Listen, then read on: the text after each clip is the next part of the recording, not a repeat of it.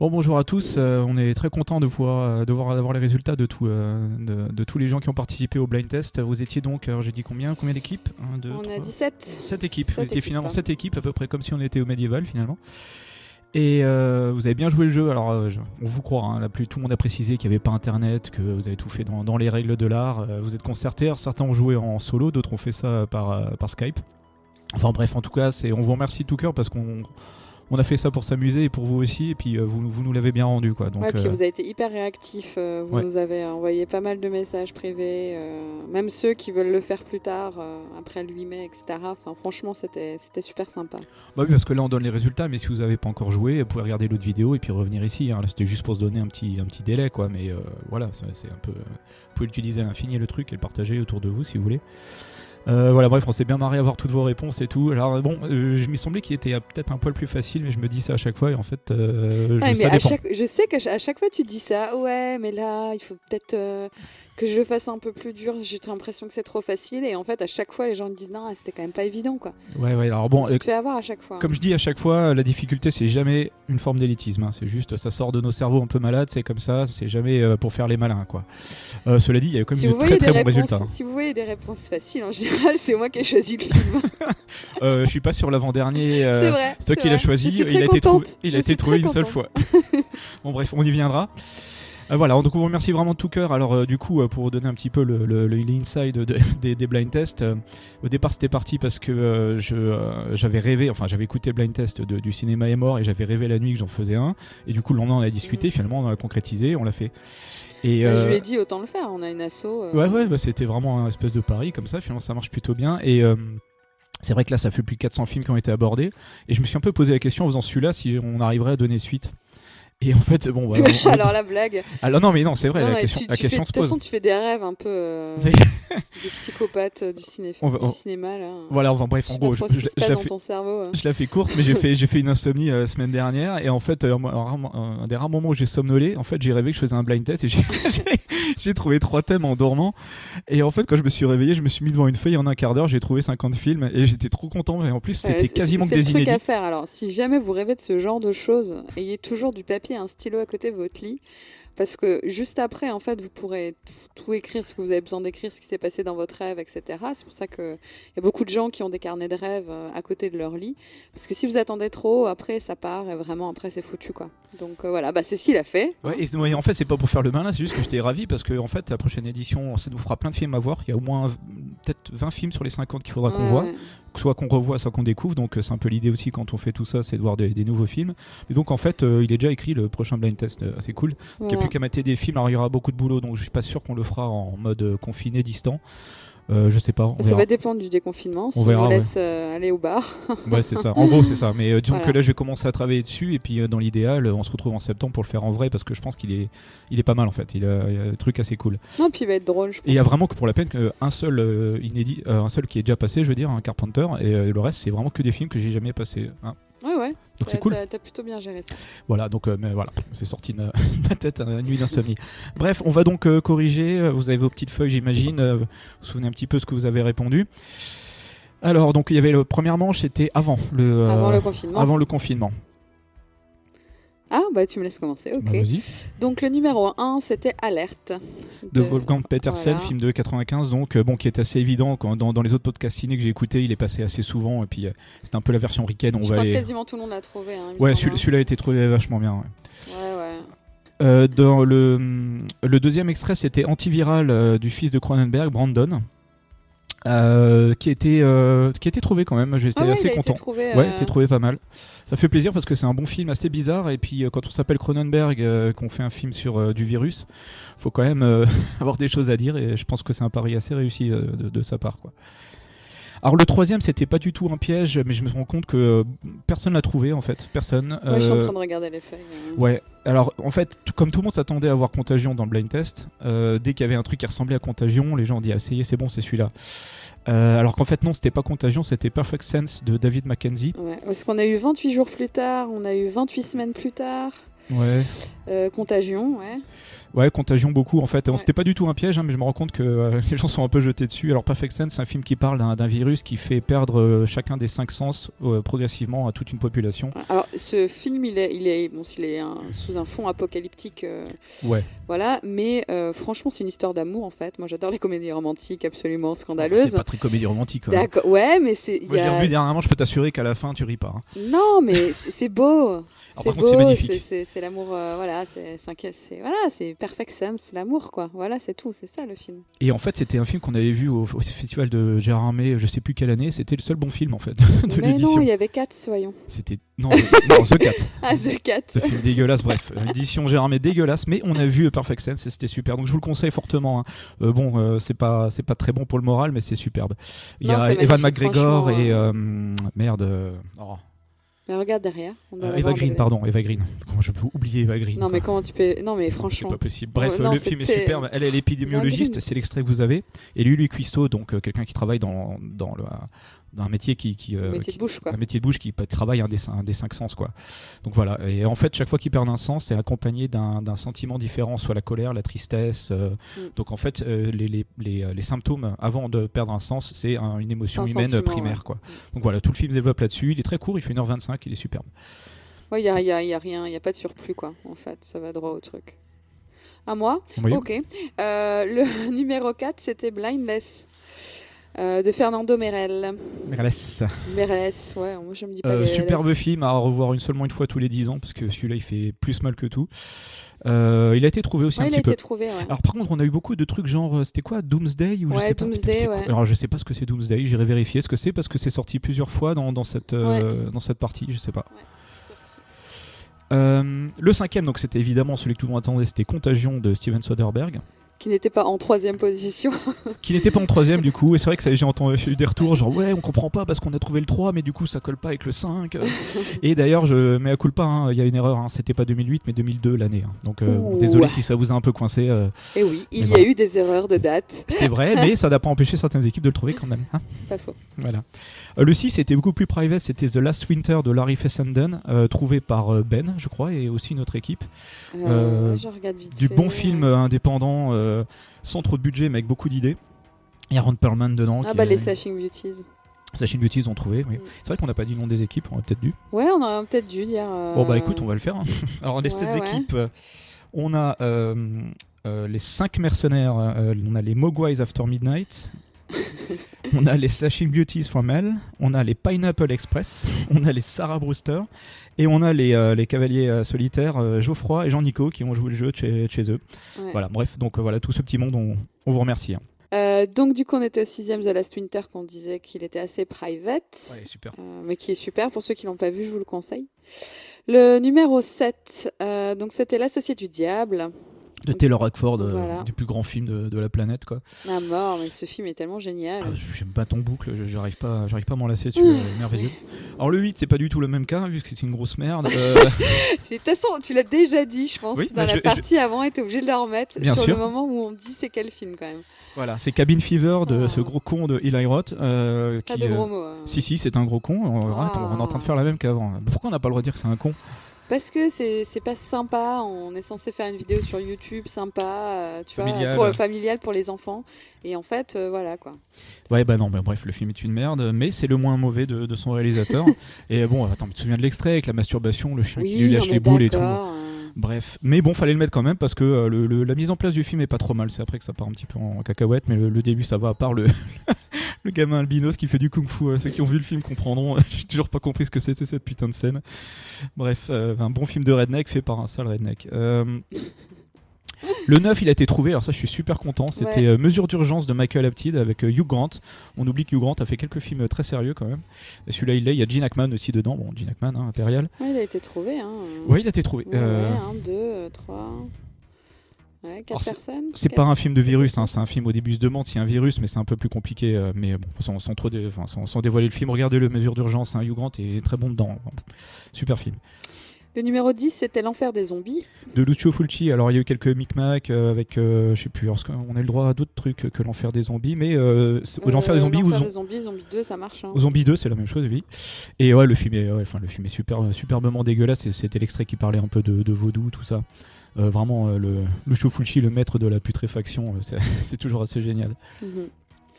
Et le dernier donc de cette première manche, c'était Rosemary's Baby, évidemment, de Polanski. De Polanski, voilà. Du coup, on passe à la partie numéro 2, c'était donc pendant le confinement. Ouais. C'est rigolo parce que j'ai eu la réponse quand même, La Nuit des Morts Vivants, hein, pour Rosemary Baby. Ah bon ? Ouais. Ah d'accord, voilà. Très bien, Donc, pourquoi pas. Donc la partie numéro 2, c'est pendant le confinement. Alors le premier extrait a été trouvé, je crois, 2 ou 3 fois. C'était Rabid de David Cronenberg, qui est son 4e film, si je m'abuse. Rage en français, ouais. Qui suit le film qu'il a fait genre 1 an avant, je crois, c'était Frisson ou Shivers. Donc les deux films, Shivers et Rage. Ouais, très bien. Ça, c'est mortel. En plus, il y a ce côté encore un peu cheap de la caméra et de la qualité de l'image qui donne en fait un aspect super glauque. C'est vraiment bien. Et puis Cronenberg est déjà en plein dedans, ces trucs de virus, de trucs qui sointent et de sexe alliés aux perversions, transformation organique et tout ça. Enfin, c'est assez génial. L'extrait numéro 13, donc c'était Snake Eyes de Palma. Je suis dans le micro. Non, t'étais pas dans le micro, je vois bien, tu regardes à côté. Quand je lis un truc, je peux pas regarder le micro. Si, tu le mets devant, tu fais comme ça. Je suis pas comme ça, moi. D'habitude, j'ai le micro en main. Ok, je rigole. Mauvaise foi, level 10, hein, vous êtes tous témoins. J'adore. Arrête. Donc Snake Eyes. De Brian De Palma. Tu voulais en dire quelque chose ? Pas spécialement, je trouve que c'est absolument génial. Tu voulais en dire quelque chose ?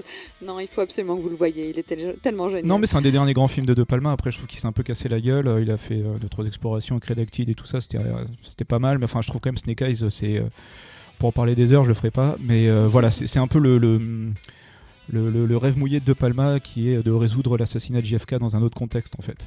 Le film ne parle que de ça, hein, donc il faut vraiment avoir ça en tête quand on regarde le film. Et il y a plusieurs degrés de lecture et en plus la mise en scène, elle est à tomber par terre. Et ben voilà. Extrait numéro 14, c'était The Last Man on Earth. Je suis une légende aussi, voilà, dans sa version française. Donc le vieux... Ne dis pas je suis, oui, parce que quand tu dis je suis une légende, on pense tout de suite à Will Smith. Oui, mais sauf que c'est un remake de ce film-là, quoi. On est d'accord. Et un mauvais remake, d'ailleurs. Ouais. Donc voilà, j'ai trouvé à chier sur le côté religion. Vraiment, ça m'a fait un peu gerbouiller. Ouais, c'est pas terrible. Pourtant, je suis la plus chrétienne de nous deux. Donc, de toute façon, on fait un appel. Hein, si quelqu'un a trouvé un bon film avec Will Smith, hein, on est preneur. Voilà, je lance une bouteille à la mer. Eh ben si, moi j'avais bien aimé Cette vie, là. Oui, Cette vie. Alors, Camille, je suis désolé, tu m'as prêté le film il y a 2 ans, il est toujours là. Et j'ai toujours posé le regarder. Je l'ai vu, Camille, je l'ai vu. C'est vrai qu'elle l'a regardé. Voilà, mais c'est quand même incroyable cette carrière qui est en fait une espèce d'ode à la médiocrité, quoi. C'est ouf. Le film Last Man on Earth, c'est réalisé par 2 mecs, alors je connais pas les noms, hein, Ubaldo Ragona et Sidney Salco. Alors je sais pas qui ils sont. Voilà, bref. Mais le film est super avec Vincent Price. Il y a toute la mise en place qui est superbe au début. Il y a une version couleur aussi qui est moche en fait, qu'ils ont colorisé par la suite, qui vaut vraiment pas le coup. Faut vraiment regarder la version noir et blanc. On arrive à l'extrait 15, c'était Au service secret de Sa Majesté de Peter Hunt, évidemment. Et je crois qu'on n'avait jamais passé un James Bond. Non, arrête. Si, on en a déjà mis un, c'est sûr. Je crois pas. Faudra vérifier. Ah si, Skyfall. Si, on avait mis Skyfall. Si. Skyfall, hein, c'est pour toi, Clément. Donc, Service secret de Sa Majesté, l'unique film que fera George Lazenby, qui est génial en fait. Vraiment, George Lazenby s'est dit après, en fait, ça me plaît pas trop tout le cirque autour de James Bond. Moi, je me casse. Ce qui montre quand même une certaine force de caractère, quoi. Mais le film est vraiment bien et un peu différent. Et la fin, elle est sombre comme c'est jamais arrivé dans un autre James Bond, quoi. Vraiment, super film. Ok. On voit ton désir de James Bond. Ah bah oui, James Bond. C'est bizarre que tu relances pas ton appel pour James Bond Mania. Bon, on verra ça après.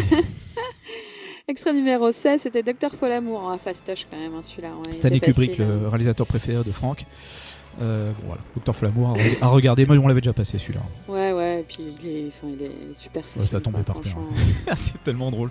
Alors... Bref, j'ai envie de le revoir une Bref. Le prochain, on l'avait déjà passé aussi. Ouais, mais j'étais obligée. En plus, je l'ai supplié de mettre les Goonies.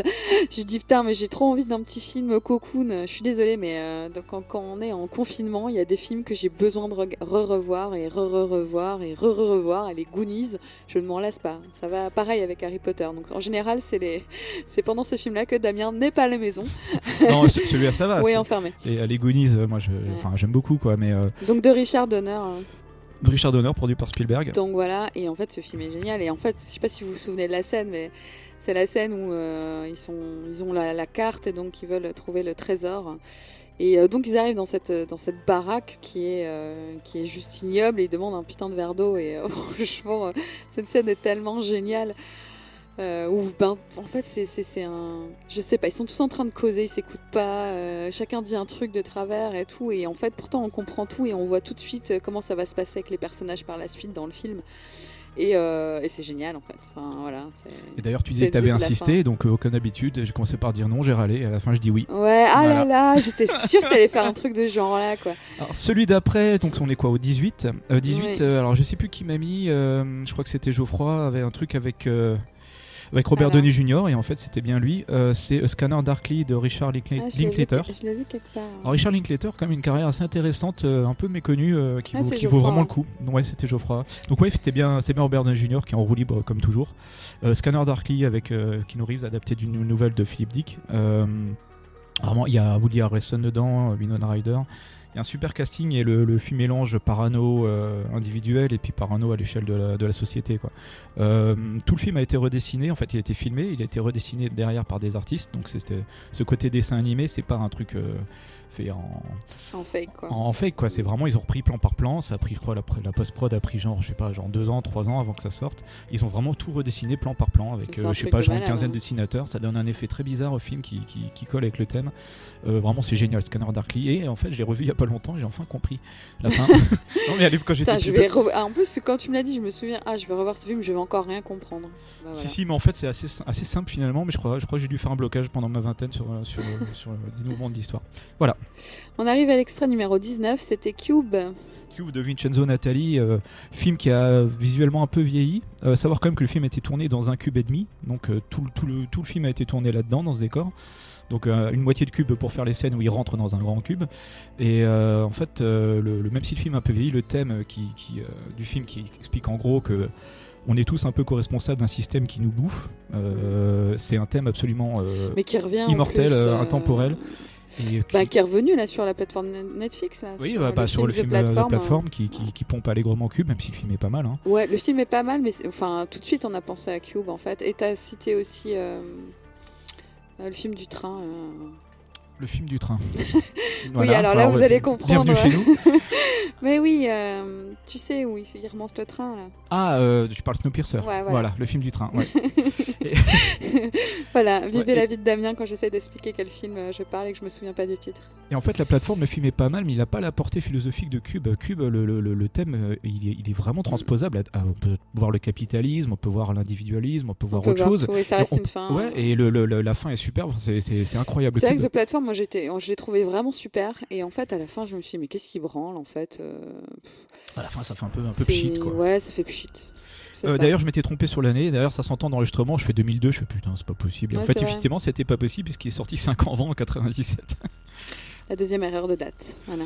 S'il en a fait 3, vous pourrez le bâcher la prochaine fois. Mes excuses. Donc, l'extrait numéro 20, c'était The Invitation. Invitation, film que m'avait conseillé Ben il y a quelques temps, que j'ai fini par voir. Et vraiment, bon film de huis clos sur des retrouvailles entre amis qui sont un peu nourris de parano et de gens un peu illuminés.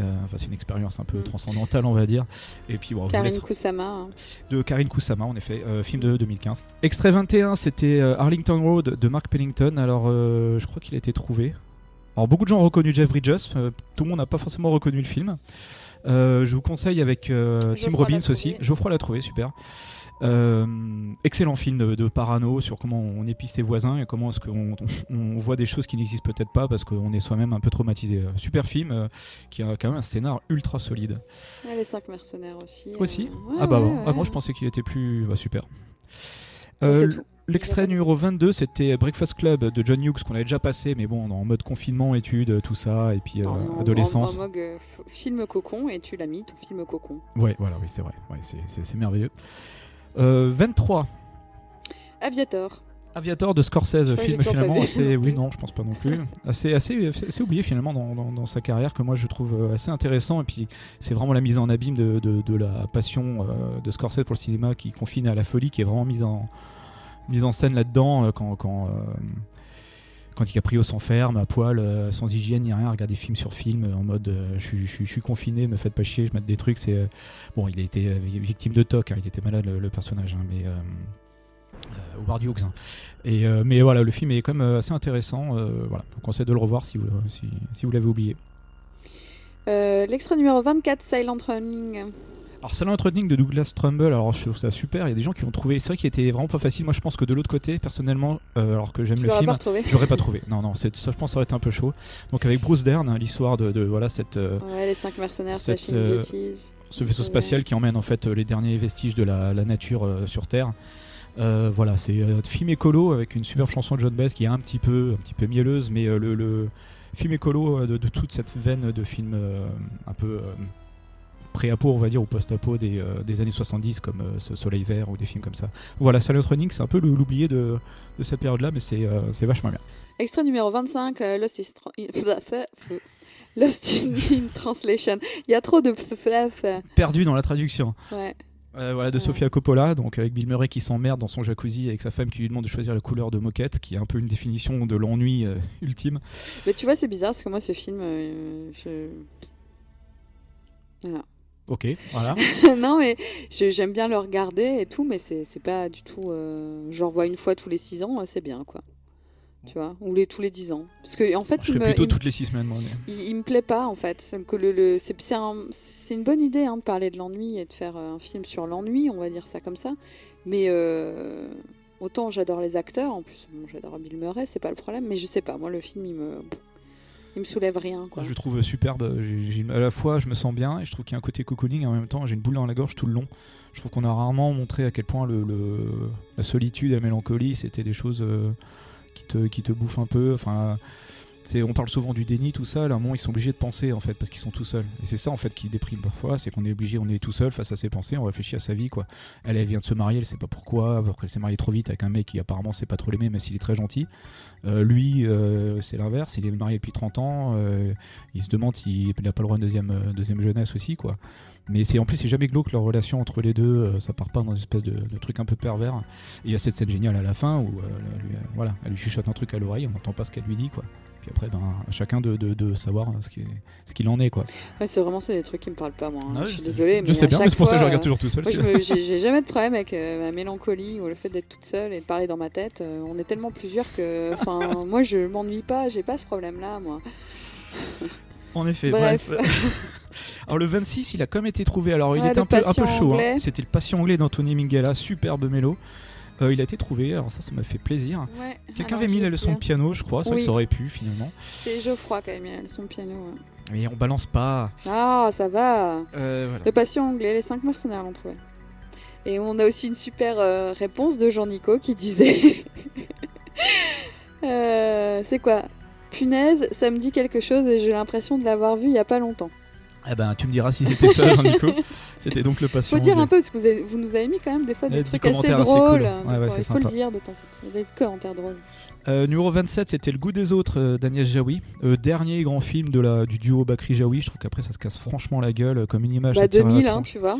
2000, ouais, voilà. En fait, après, il y avait quoi comme une image que j'ai trouvé assez nulle, et puis encore un après qui était encore pire. C'était quoi, Au bout du compte? Oh putain. Ah, Au bout du compte. Ah, en plus, on l'a vu ensemble. Ouais, le cinéma voir ce truc. Je crois qu'on est sorti du film, genre, ça va? Non. Alors que moi, c'était ma pierre de touche du cinéma français. Les mecs sur lesquels je peux m'appuyer quand je me sens perdu dans le cinéma français, les gens un peu fiables, et en fait, ils sont un peu vautrés. Par contre, Le goût des autres, c'est superbe. Hein. Il y a Alain Chabat, Gérard Lanvin.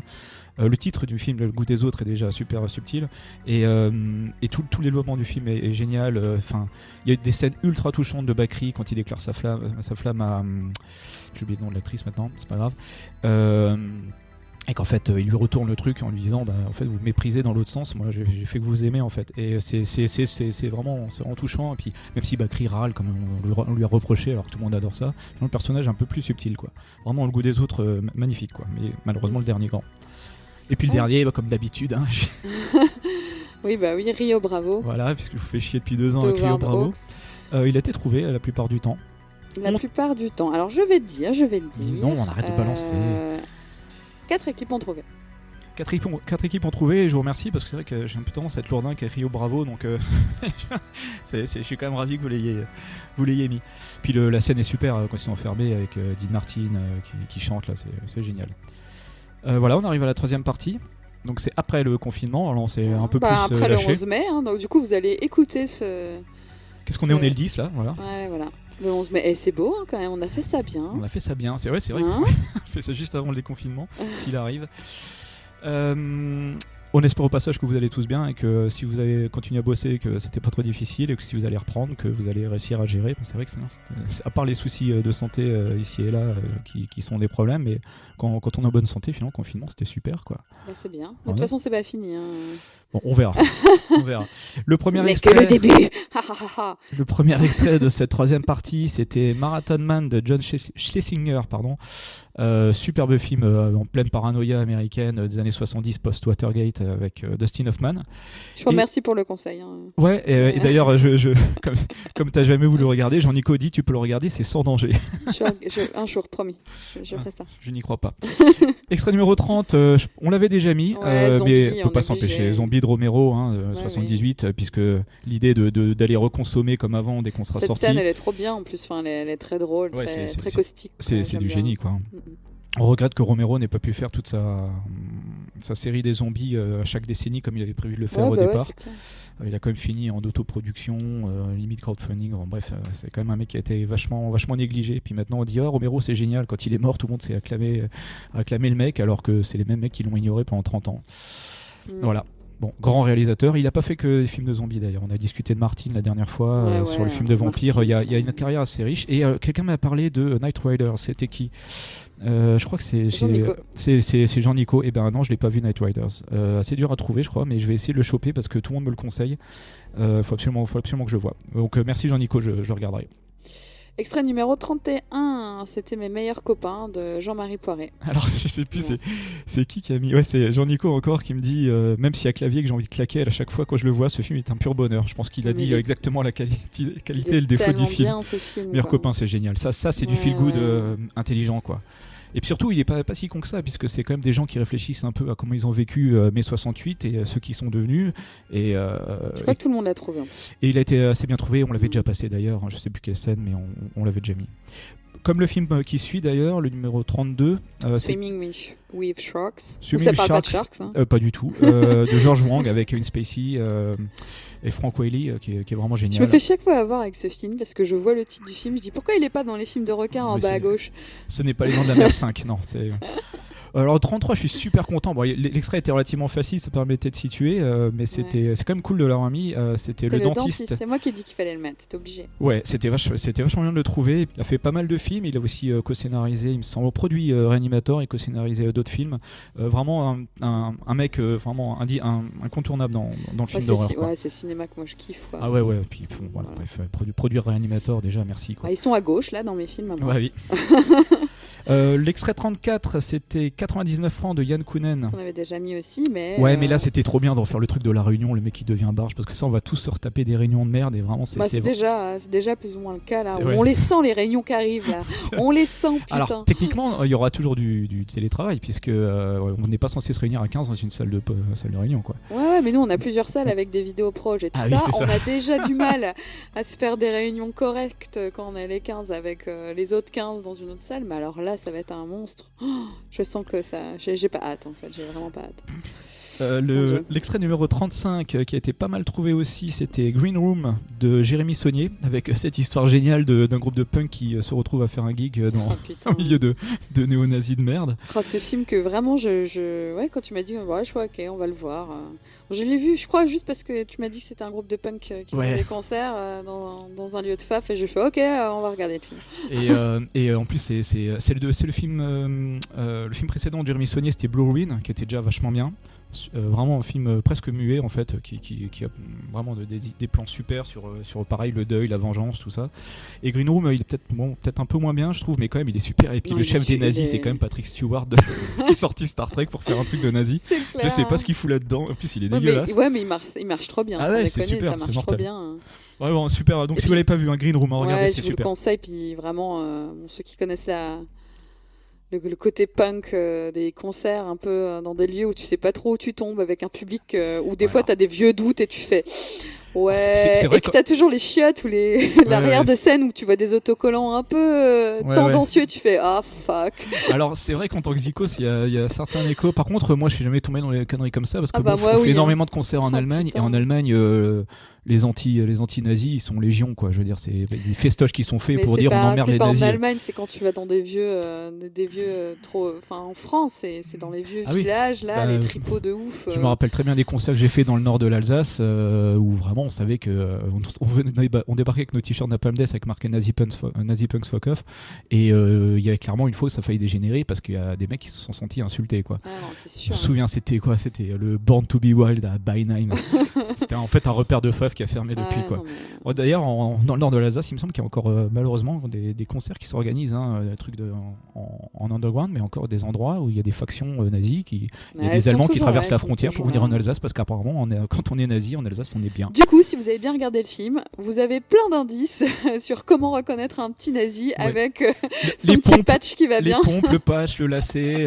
Mais moi, j'avais pas tous les codes. Mais en tout cas, c'est peut-être un manuel de survie. Les lacets, ça se fait plus trop et les gens aiment bien en rire. Mais par contre, c'est clair que les patchs, tu les vois cash. Maintenant, c'est le premier truc qu'il faut regarder. Moi, je suis trop gentil, j'aime tout le monde, donc je me rends compte toujours de conneries après, quoi. Sauf si le mec qui vient en disant à mort les juifs, en général, je me rends compte de rien. Parce que j'ai toujours une foi un peu débile. Bref, voilà, excusez-moi pour la digression. Extrait numéro 36. Donc c'était 35. Voilà, 36. On arrive au 36, le dernier pub avant la fin du monde. Donc le dernier de la trilogie du Cornetto de Edgar Wright, clairement le moins bon. Ah bah moi franchement quand je l'ai revu, j'avais un souvenir pérave du film où je le regardais à moitié, où ça m'avait vraiment fait chier. Et t'as pas été déçu. C'est quoi ce film de merde? Et quand je l'ai revu, je fais putain, je sais pourquoi ça m'a gonflé, quoi. Ouais, c'est vraiment la mise en place est pas mal, mais je trouve que tout le monde est en surjeu. Simon Pegg, il en fait beaucoup trop. Mais oui, dès le début. Et puis en fait, quand on commence un peu à rentrer dans le rythme, ça bascule un peu comme Nuit en enfer vers le côté survival, machin. Ouais. Et là, c'est trop long, ça parle sans arrêt, c'est hyper répétitif. En fait, moi, ce que je trouve, mon avis personnel, c'est que ça part trop vite, quoi. Il part trop vite dans le surjeu, dans le machin, dans le truc. Il t'en donne, il t'en donne pour ton argent, genre vous allez voir, c'est tellement drôle, ça va tellement être machin, etc. Et bim, quand il arrive la chose incroyable et fabuleuse de mi-film où tout doit partir en cacahuète, quoi, bah t'es déjà à fond au début, que tu fais ah ouais, ok. Alors que ça aurait été un peu plus sérieux, un peu moins drôle, un peu moins too much sur le jeu d'acteur, je pense que du coup... le moment où ça split, peut-être ça aurait été plus sympa. Ouais, mais en fait, surtout, ce qui manque, moi je trouve, c'est un côté un peu bienveillant avec les personnages qui donnent envie de s'y attarder. En fait, oui, Simon Pegg, j'ai envie de le baffer au bout de 3 minutes, alors que j'ai envie de lui faire des câlins dans Shaun of the Dead et dans Hot Fuzz, quoi. Il n'y a pas ce côté un peu cosy, sympa, où tu as envie de suivre les personnages. Là, il n'y en a aucun que tu aimes bien. En fait, c'est mal branlé. Il y a quand même quelques scènes un peu drôles, mais c'est quand même mal branlé dans l'ensemble, quoi. Bon, bref. Voilà. On l'a vachement aimé. Voilà. Ouais, voilà, on adore. On adore. In the Cut adore. On mettra ça sur la jaquette du DVD clair. Pendant les rééditions. Approved, bim. Ce film est une merde, In the Cut. Non, c'est pas une merde, j'exagère. Non, mais c'est pas terrible. Extrait numéro 37, quand Harry rencontre Sally, évidemment, de Rob Reiner. Avec la commande interminable au restaurant de Meg Ryan. Bon, film inusable aussi. Alors, dans le genre feel good, c'est dur de faire mieux. Ouais, c'est clair, on le regarde assez souvent. Bon, là, je l'ai regardé il n'y a pas si longtemps. Mais oui, on s'y refait très régulièrement. Voilà, je suis toujours très drôle. Enfin, c'est toujours très drôle cette scène du restaurant parce que voilà, Damien pense à moi. Bah oui, bien sûr. Je suis du genre aussi à faire genre un menu 12. Puis toi à faire, alors ce que j'aimerais, alors comment il est votre poisson? Non, mais bon, ok, j'ai des petits problèmes de toc quand je vais au restaurant. Mais quand je vais au restaurant, j'ai envie de manger des trucs que je fais pas. T'as tout à fait raison. Moi, je cuisine au taquet et voilà. Puis dans ma famille, la moitié ils sont dans la restauration et puis voilà quoi. Je suis obligée. Oui, non, mais c'est moi qui suis trop gentil en général. Mais t'as tout à fait raison. On est voilà. Big up à ma famille. Le numéro 38, je suis super content, des gens l'ont trouvé, c'est Le Merveilleux Dupont-la-Joie d'Yves Boisset. Oh là là, ce film qui fout la haine, film qui a fait écouter la carrière à Jean Carmé, on lui a déconseillé de faire le film à l'époque. Et voilà, il l'a quand même fait parce qu'il était bon copain avec Yves Boisset et qu'ils ont réussi à produire le film. Mais c'est vrai que on lui a dit fais pas ça quoi, parce que là ce film il va. Alors le tournage du film est assez dingue. En fait ils sont vraiment allés. Enfin pour resituer, c'est l'histoire de Parisiens bien beaufs, bien racistes, mais pas trop comme on dit quand on l'est vraiment, qui vont dans vacances dans le sud. Et puis bon il y a toute une histoire de frustration sexuelle. Et puis à un moment il y a un drame qui arrive et on va blâmer les Arabes du coin qui sont d'ailleurs les seuls à travailler dans le bâtiment. Qui sont utilisés un peu comme des esclaves modernes, et donc en fait on va blâmer les Arabes parce que c'est facile pour cacher un peu son crime quoi. Et en fait quand ils ont tourné dans le camping, il y a beaucoup de figurants et il y a une scène une sale scène, un moment de ratonnade assez dégueulasse, et en fait tout le monde n'est pas acteur là-dedans. Ils ont donné des fausses barres en fer, des accessoires pour jouer la ratonnade. Ils se sont rendus compte que parmi les figurants, certains en fait sont venus avec des vraies barres et ils pensaient qu'il allait y avoir une vraie ratonnade. Donc il y avait une tension dingue sur le film. Ambiance incroyable. Ouais, donc sur le tournage, il était ultra tendu. Ils voulaient faire un film anti-raciste, ils se sont retrouvés entourés de racistes qui voulaient participer au truc quoi. Donc voilà, documentez-vous sur le tournage de Dupont-la-Joie, et puis de toute façon faut regarder tous les films de Yves Boisset, hein. C'est un des plus grands vraiment quoi. Moi je le mets à côté de Claude Sauté ou des gens comme ça, hein. Vraiment on l'oublie un petit peu, mais il a une carrière incroyable. Quand on re-regarde le film, moi je suis désolée mais quand on a été moi je suis 84 quoi, et purée, j'ai l'impression d'avoir mon vieil oncle et ma vieille tante quoi. Franchement c'était tellement ça, et j'étais oh putain, c'est vrai qu'on a vécu ça quand même quoi. Ouais, en fait le film est un peu plus vieux que notre génération, mais en fait il y a quand même des échos assez dingues dans notre enfance quand on voit ça quoi. Le côté beauf du camping et tout. Voilà, si vous le regardez, ne regardez pas du Bosque, regardez. Mais non, mais rien que ça, en fait, le début du film est tellement génial. Bon, les mecs ils partent en vacances, ils prennent l'autoroute et puis t'arrives à Fourvière, quoi. Tu vois, tu passes ce tunnel et tout le monde dit, mais ouais, si je pars à cette heure-là, il y aura jamais de bouchons. Mais évidemment qu'il y a toujours des fucking bouchons. Tout le monde pensait le plus malin que les autres. On se retrouve tous coincés comme des cons. Et j'adore la remarque parce qu'ils sont en vacances, ils vont vers le sud et puis l'autoroute est bouchée. Puis la femme elle fait, ouais, mais de l'autre côté, dans l'autre sens, ça a l'air d'aller, quoi. Bah oui, ils vont vers le nord. L'autre il fait, bah non, on va vers le sud, vers le soleil. Bon, on en rigole, mais le film fait pas rire, hein. Il y a une chronique sociale au début qui est assez marrante parce que elle est faite au vitriol, mais quand ça démarre, là on range le sourire assez vite, hein. C'est superbe film. Chaud, ouais. Et le personnage de Jean Bouise dedans, j'en dis pas plus. Voilà, le personnage du commissaire là-dedans, c'est d'un cynisme ouf, c'est génial. Voilà, avant-dernier extrait, ça c'était pour toi. Voilà, donc c'était Elle est trop bien. Voilà, ce qui n'est pas le cas du film. Bah arrête, il est tellement bien ce film. De Robert Iscoe. Mais alors, il faut dire ce qui est. Voilà, Netflix, merci. Mais du coup, il y a plein de films des années 90 qui sont sortis là pendant le confinement, qu'ils ont remis, dont Elle est trop bien. Et je me suis fait une nuit, je crois, de films des années 90. Alors je sais plus ce que j'ai regardé aussi, un film sur les surfeuses là. Enfin voilà, je me suis fait Blue Crush. Ouais, Blue Crush. Je me suis fait, je sais pas, 3-4 films. J'ai dit à Damien, vas-y, on met Elle est trop bien dans l'autre. Il y a moyen de le mettre. Ouais, du coup, alors, au départ, je voulais mettre La plage de Danny Boyle, mais il y avait déjà un Danny Boyle, et puis j'ai pas trouvé une scène assez explicite par rapport à la plage et tout ça. Puis bon, annoncer un extrait sur la plage avec un truc. Non, je crois pas. Ah bon? Je sais plus. Bon, j'ai un gros. Et bref, donc voilà, c'était allé trop bien. Alors peut-être que, alors, m'en voulez pas d'avoir mis ce film-là, hein, mais déjà, voilà, il en faut pour tous les goûts, et surtout, il a été trouvé par les Slashing Beauties. J'apprécie ce courage. Quelqu'un m'a dit, alors c'était quoi? C'était Jean-Nico encore qui m'avait dit au pif American Pie. C'est vrai que c'est pas tombé loin. Hein. C'est quand même... Non, rien à voir. Dans les films d'adolescents des années 90. Non, c'est après American Pie. Hein. Oui, c'est plus tard, bien sûr, mais c'est la version avant la dégénérescence, on va dire quoi. C'était les vrais films, tu vois. Oui, non, mais en fait, ça va. Il passe plutôt bien. Freddy Prinze Jr., il est super beau. Oui, évidemment. Urban Legend, c'était toute cette période-là, là où on kiffait. Urban Legend, oh putain. De toute façon, Wes Craven, malheureusement, avec Scream, il a quand même enterré tout le monde. Oui, d'accord, mais là, c'est quand même très fort, quoi. Le mec, il a fait, au fait, c'est ça un film d'ado. Hein. À plus. Même si c'est auto-pourri après en faisant les suites. Non, c'est sûr. Alors le dernier extrait, il nous a été reproché par les Slashy Beauties qui avaient trop d'indices parce qu'on parlait de montagne. Oui, c'est vrai, c'était facile. Bon, ça va. C'était pour finir en mode un peu léger. C'était un cadeau. Voilà. On fait toujours un cadeau, le dernier, c'est pour que tout le monde le trouve et qu'on soit content que vous l'ayez trouvé. Ça vous remonte le moral. Et on a exprès laissé la musique du générique de fin pour qu'il y ait une espèce comme ça d'engouement. On a même dansé, quoi. Vous ne voyez pas, mais on dansait. On va rentrer joyeusement dans le monde du travail. C'était la fin du confinement. Mais oui, voilà. C'est super. Cliffhanger, voilà, qu'on a revu, qui est quand même un bon petit nanar. Mais qui est génial. Ouais, je préfère limite Demolition Man, tu vois, dans le genre. Ah non. Ah si, Demolition Man, c'est fantastique. Oui, mais d'accord, mais Cliffhanger quand même. Cliffhanger, j'aime bien. Il y a de belles images. Mais moi, je crois que j'ai un petit crush quand même pour cette période.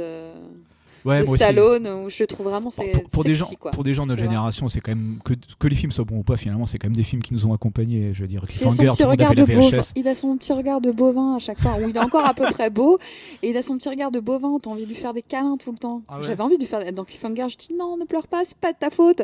Elle a foutu des gants qui glissent, cette conne, tu vois. Alors, vraiment par contre, pour un film comme ça, je trouve quand même que la scène d'intro elle plombe quand même, elle est super bien montée. Ah oui, on l'a pas dit, c'est de Renny Harlin.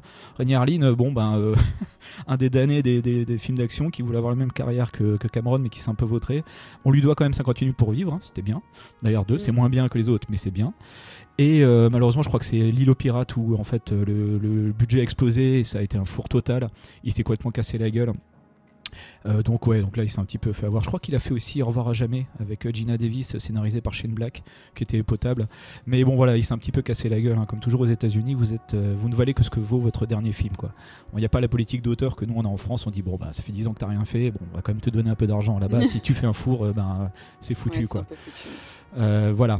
Donc voilà, on vous remercie d'avoir participé à tout ça. Ouais, d'avoir été nombreux à nous envoyer des messages. Même si vous ne l'avez pas fait dans les 8 jours, vous nous avez quand même dit on le fera peut-être un peu plus tard, etc. C'était vraiment sympa. Ouais. Oui, d'ailleurs, message à Florent qui m'a dit il est pas dans les délais, mais on s'en fout. Hein, tu peux le faire tranquille chez toi et puis tu nous envoies tu peux écouter ça pour avoir les résultats. Voilà, pour les résultats, nous renvoyer, nous dire ton score. Voilà. Et puis, on espère vous revoir pour de vrai, dans la vraie vie au bar. Ouais. Et puis, le plus tôt possible parce que l'intérêt c'est quand même d'être ensemble dans la même pièce avec des bières qui sointent et puis des gens qui se prennent la tête et puis moi qui ricane. On aime bien vous offrir des cadeaux. Oui, du coup il n'y a pas de cadeau, on va dire que le blind test c'était un cadeau en soi.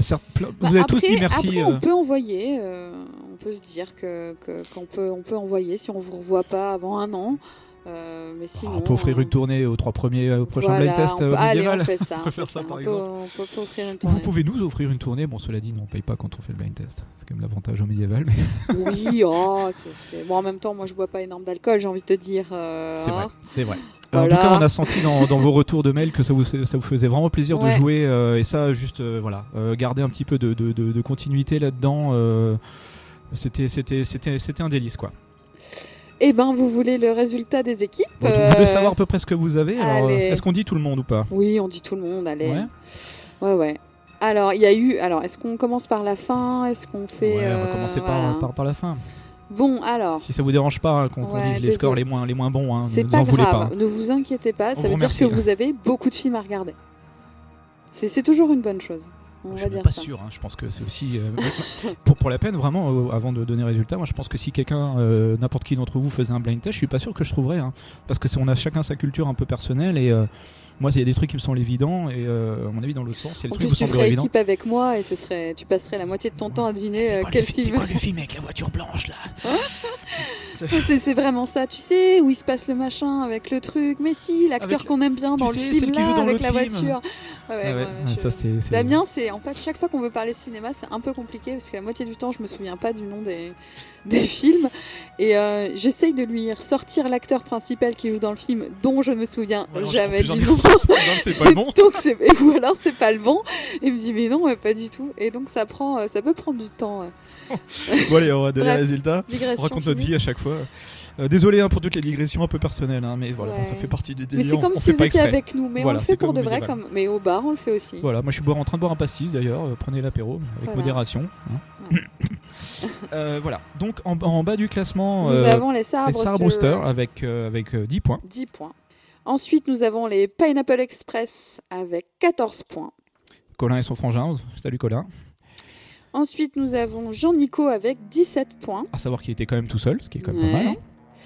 Nous avons ensuite Geoffroy avec 21 points. Qui était tout seul aussi, qui a quand même un score assez bon. Et là, on arrive au classement des 3. Alors je sais que là vous êtes en train de frémir derrière votre ordi là parce que. Mais qui donc voilà, il y a 3 équipes qui savent qu'elles n'ont pas encore été nommées. Elles disent ah putain et si jamais. Donc voilà. Donc dans le top 3, vas-y. Allez, en 3e position, c'était les Mogwai After Midnight. Avec 26 points. Ils sont toujours dans le podium quand même. Ah oui, ils sont dans le podium depuis le début quoi. Ouais, ils y sont. Ça fait 2 ans qu'ils sont dans le podium. Mais ils sont pas encore été premiers, je crois, si. Si. Je sais plus. Ah, il va falloir qu'on vérifie ça. En deuxième position. Attention, là, il reste 2 équipes et il y a une différence de 1 point. Il y en a une qui a 33 et l'autre qui a 32. Alors déjà c'est un score fantastique puisqu'il y avait 40 extraits et il y a juste à 1 point près quoi. Alors, j'espère que au passage si jamais je me suis trompé dans les comptes je vais vérifier 2 fois. Hein. Si jamais il y a une erreur vous avez le droit d'envoyer un retour et de m'insulter. Oh non. Donc voilà il reste donc avec 32 points. Les 5 mercenaires. Les 5 mercenaires, alors bon, ils étaient 3, 7, 4, maintenant ils sont 5, ils m'ont dit pour de bon. Voilà, vous avez eu 32 points les mecs, c'est super. Merci d'ailleurs. Alors, je vais pas balancer, mais c'est Elle est trop bien qui vous a mis dedans. Hein. C'est dommage, hein. c'est vraiment ballot quoi. Alors, revoyez vos classiques des années 90. non, mais d'ailleurs, c'est effectivement. Bon, moi je pense que c'est peut-être ailleurs qu'il aurait fallu. Non, moi, il faut revoir ces films. Et donc, évidemment, premier, vous avez compris, c'était Slashing Beauties from Hell avec 33 points. Vous avez ultra bardé, les mecs, mais c'était quand même à 1 point près. Ce qui, en fait, me donne juste envie de faire la prochaine édition vite fait au médiéval pour voir un peu comment ça va se jouer. Parce que, clairement, entre les 2 équipes, les 5 personnages sont arrivés plutôt récemment. Mais on sent qu'il y a du level et que ça se tire un peu la bourre entre les deux. Et bref, j'adore ça, quoi. Voilà, bah écoutez, on a fini, pas de cadeau, on va dire que encore une fois le blind test c'était un peu notre petit cadeau pour vous. On espère que vous avez pris du plaisir parce que nous on s'est vraiment éclaté. Je sais pas du coup, est-ce qu'on fait un autre pendant l'été qu'on vous envoie, vous pouvez faire chez vous, ou est-ce qu'on se prend tout l'été pour le préparer comme il faut pour le faire ensemble, je l'espère en septembre. T'avais ton idée où les 3 premières équipes choisissaient chacune un thème et qu'on le faisait. Alors ça, on pourrait peut-être le faire. Alors donc là, moi, l'édition numéro 10, je suis en train de la faire là. Mais effectivement, pour la 11e édition, on s'était dit pourquoi pas que tous les thèmes soient décidés par vous. Vous nous imposez le thème, et puis ça me forcera, moi... à regarder peut-être des films. Regarder peut-être des films, oui. C'est vrai que c'est un truc que je fais pas souvent. Non, franchement, tu pourrais faire un effort. Regarde-moi tous les jours. Bien sûr. On va pas parler de quel film. Je suis dans le Bollywood en ce moment. Ouais, c'est ça. C'est du Bollywood. En plus, alors, ce qui est génial, c'est que t'as fait tomber ton parfum au patchouli dans la salle de bain. Et tu mets du Bollywood dans le salon. Ce qui fait qu'il y a une certaine ambiance un peu post-curry, quoi. Oh, ouais, mais j'adore. Ça m'avait manqué, si vous saviez. J'adore mater ce genre de film. Et c'est le genre de film que j'ai beaucoup aimé pendant toute mon adolescence. C'est quand même imbuvable. Ouais, mais en fait, je vais à La Réunion depuis que j'ai 10 ans, en fait. Et à La Réunion, il y a une grande majorité de personnes qui viennent des Indes, forcément. Et donc, j'ai toujours maté du Bollywood, quoi. Et il y avait des séances Bollywood, il y avait des choses, puis j'étais tout le temps de sortie. C'était bien, quoi. Et surtout, les films sont interminables. Je regardais sur Netflix l'autre jour la sélection que tu avais. Ça va trop vite. Il faisait 2h20. Ouais, mais alors, si jamais vous ne regardez pas de films Bollywood, ça peut vous paraître des fois un peu bizarre. Mais dans les films Bollywood, en fait, chaque acteur, chaque personnage est beaucoup développé. C'est-à-dire que c'est pas un acteur tout blanc ou tout noir. Le personnage est toujours bien développé et on s'attache à tous les personnages, même si c'est plus ou moins des méchants. Il n'y a pas vraiment de méchants dans les films Bollywood. Voilà. Mais du coup, on s'attache vraiment à tous les personnages. C'est pour ça que les films sont un peu longs. C'est parce qu'on prend le temps de développer tous les caractères. Ce qui est une démarche que je trouve absolument respectable, plutôt que de rusher tout ça. Ouais. Et en fait, la suite du film va assez vite finalement parce que vu qu'on a pris le temps de développer tous les personnages, ça prend un peu du temps et c'est pour ça que les films font 2h30, 2h20, 3h, mais vraiment génial. Et je conseillais à Damien un film style Bollywood où ils sont mis un peu dans les espèces de thrillers, films policiers, etc.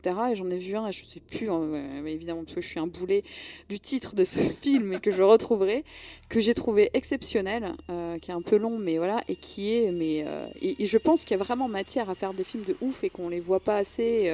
Comme tu disais hier, il y a des films aussi en Afrique. Je sais plus dans quelle je sais plus quel pays africain qui a une des 3 plus grandes industries cinématographiques après Hollywood et après le Bollywood, quoi. Et en fait, on parlait de ça et en fait, on n'est pas assez, on connaît pas assez. Et il faut qu'on s'y mette quand même. Bollywood, c'est quand même revenu, je veux dire. Oui, mais si c'est pas très répandu, c'est parce que ça plaît pas à tout le monde aussi. Ouais, mais les vrais films Bollywood, c'est-à-dire que maintenant, ils sont pas que dans les histoires romantiques d'amour, les problèmes entre un homme et une femme.